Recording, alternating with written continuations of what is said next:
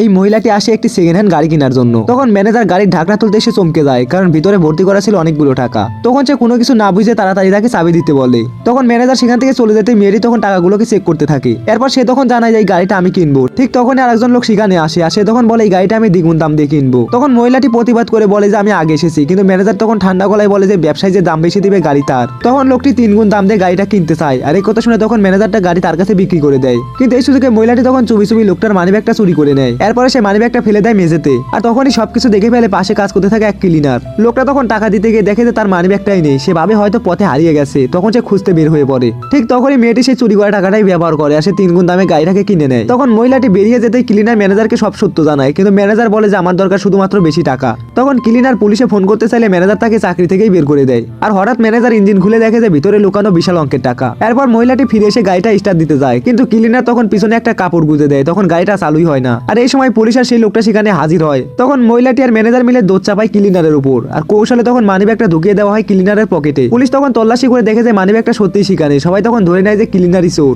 ঠিক তখনই সেই লোকটা ম্যানেজারের জামাটা ধরে হালকা করে টান দেয়, আর তখনই ভিতর থেকে ঝরে পড়তে থাকে টাকা। তখন লোকটি তাকে বলে যে আমি হেড অফিস থেকে আপনাকে পরীক্ষা করতে এসেছিলাম আর আপনি ব্যর্থ হয়েছেন। ফলাফল ম্যানেজার তখন চাকরি হারায় আর মহিলাটি তখন গ্রেপ্তার হয়। আর সেই সৎ ক্লিনার সে তখন পদোন্নতি পেয়ে হয়ে যায় নতুন ম্যানেজার।